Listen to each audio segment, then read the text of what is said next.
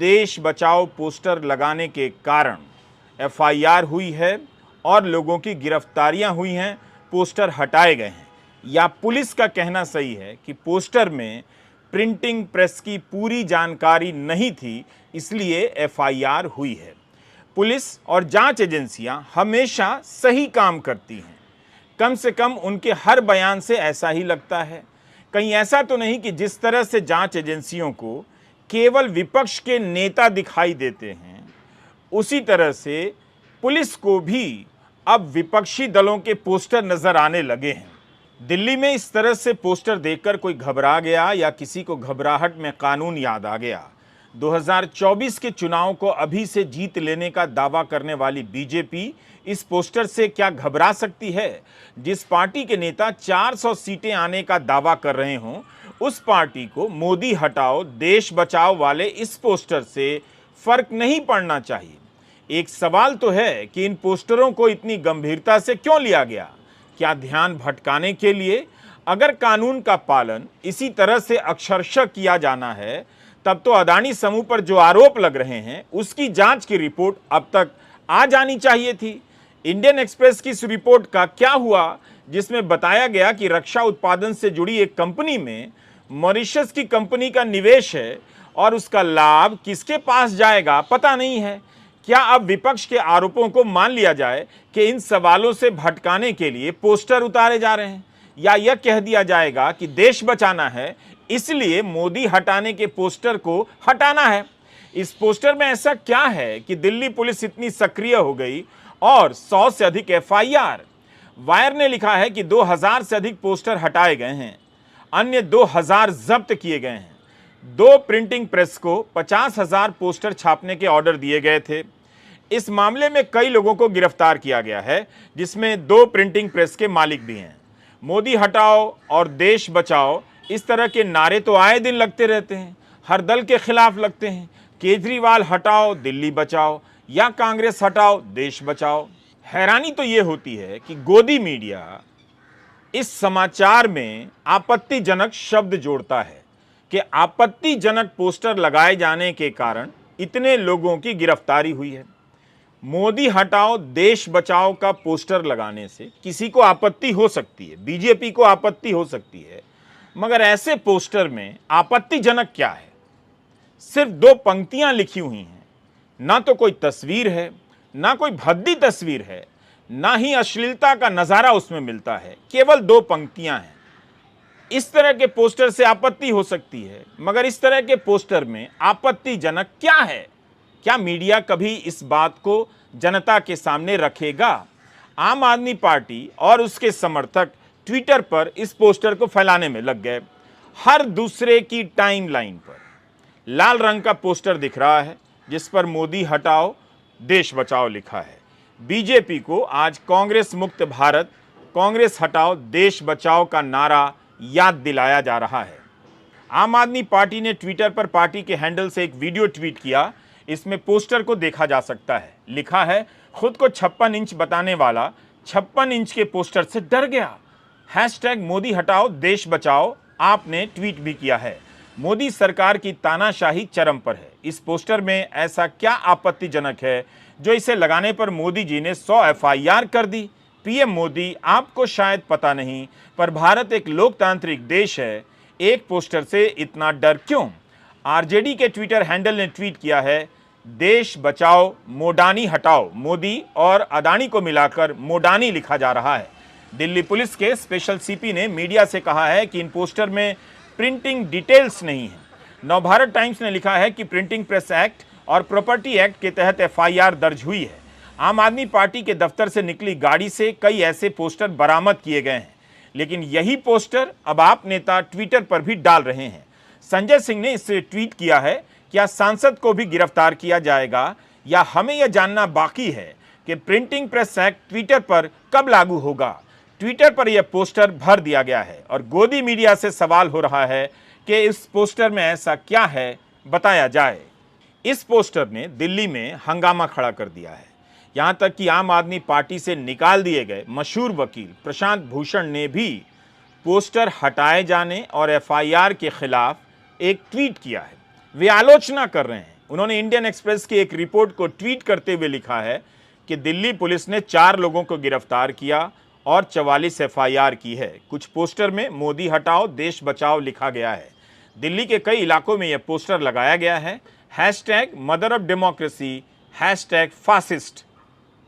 अब तो 100 से अधिक एफआईआर हो गई है। 21 तारीख की रात दिल्ली में भयंकर भूकंप के झटके आए।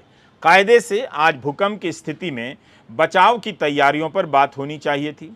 इसका विश्लेषण किया जाना चाहिए था कि दिल्ली और आसपास के इलाके में कितनी ऐसी बहुमंजिला इमारतें हैं जिन्हें भूकंप रोधी नहीं बनाया जा सका है, लेकिन इसकी जगह इस तरह से कार्रवाई होती है कि सारी बहस कभी ईडी की जांच तो कभी पोस्टर उखाड़े जाने और गिरफ्तार करने की राजनीति में उलझ जाती है। मदर ऑफ डेमोक्रेसी के नाम पर फादर ऑफ पावर ने कुछ ज्यादा तो नहीं कर दिया है, लेकिन फादर ऑफ पावर हैं कौन? नाम मत लीजिएगा, वरना पता चला कि आप जेल भेज दिए गए हैं। अगर देश के प्रधानमंत्री को लगता है कि अगर कोई आवाज न उठे इसलिए विपक्ष की आवाज को ही खत्म कर दो, पूरे देश के अंदर चौतरफा हर तरह से लोकतांत्रिक आवाज के दमन की प्रक्रिया चल रही है। ऐसे में एक 100 बार नहीं 1000 एफआईआर आप करवा लीजिए। कल से जंतर मंतर पे मोदी हटाओ देश बचाओ का नारा गूंजेगा और ये पूरे देश में जाएगा। आपको जितनी एफआईआर करानी है, जितने आपके मुकदमे करने हैं, जितनी गिरफ्तारी करना है, आप करवा लीजिए। लेकिन अब देश आपकी तानाशाही को बर्दाश्त करने को तैयार नहीं है। अब सारी हदें पार हो चुकी हैं।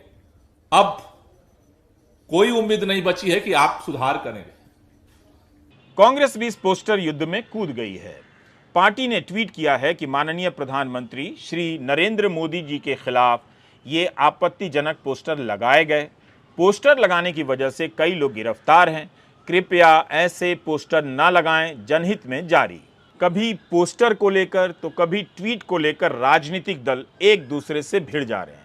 पहली बार नहीं हुआ है जब पोस्टर लगाने पर गिरफ्तारियां हुई हैं। यह तो दिल्ली वालों को तय करना है कि इन सब का असर क्या हो रहा है। क्या इसका असर यह हो रहा है कि दिल्ली में सारे पोस्टर नियम कानून के तहत ही लगाए जा रहे हैं? जैसे 5 मार्च की यह खबर देखिए। मनीष सिसोदिया के समर्थन में पोस्टर लगाने पर दिल्ली सरकार के स्कूल मैनेजमेंट कमेटी एसएमसी की कन्वेनर के खिलाफ मामला दर्ज हो गया। दिल्ली सरकार के एक स्कूल के मुख्य द्वार पर पोस्टर लगा था। एक वरिष्ठ पुलिस अधिकारी ने कहा कि शास्त्री पार्क पुलिस स्टेशन में दिल्ली सार्वजनिक संपत्ति विरूपण अधिनियम की धारा 3 के तहत एफआईआर दर्ज की गई है। एफआईआर में कहा गया है कि प्रिंसिपल जो स्कूल भवन की प्रभारी हैं, उन्होंने स्कूल से डेस्क प्रदान किए जिनका इस्तेमाल सिसोदिया के प्रति समर्थन दिखाने वाले पोस्टर लगाने के लिए किया गया। भाजपा ने गुरुवार को दावा किया कि दिल्ली सरकार ने गिरफ्तार नेता के समर्थन में रैली करने के लिए सरकारी स्कूलों में I love Manish Sisodia desk की स्थापना की है, जिसे आप सरकार ने खारिज कर दिया। मैंने ये हिस्सा मीडिया की रिपोर्ट से पढ़ा है। 2021 की एक बात बताता हूं। जब दिल्ली में पोस्टर लगा दिए गए, मोदी जी हमारे बच्चों की वैक्सीन विदेश क्यों भेज दिए गए, तब कई लोगों को गिरफ्तार कर लिया गया। मीडिया रिपोर्ट के अनुसार उनमें ऑटो चालक थे, दिहाड़ी मजदूर थे। ऐसे लोग गिरफ्तार किए गए। उसी समय गोवा से अखबारों में खबर छप रही थी कि गोवा मेडिकल कॉलेज में कथित रूप से ऑक्सीजन की कमी के कारण 80 से अधिक लोग मर गए। इसके लिए कोई गिरफ्तार नहीं हुआ, मगर दिल्ली में पोस्टर लगाने के जुर्म में उस वक्त 25 लोगों को जेल भेज दिया गया। तब दिल्ली पुलिस ने 25 एफआईआर की थी। उस साल इंडियन एक्सप्रेस में गिरफ्तार हुए लोगों का पूरा ब्यौरा छपा था। जिन्हें साल भर से काम नहीं मिला, वही लोग थे जिन्होंने कुछ पैसे के कारण पोस्टर लगाने का काम स्वीकार किया था और जेल भेज दिए गए।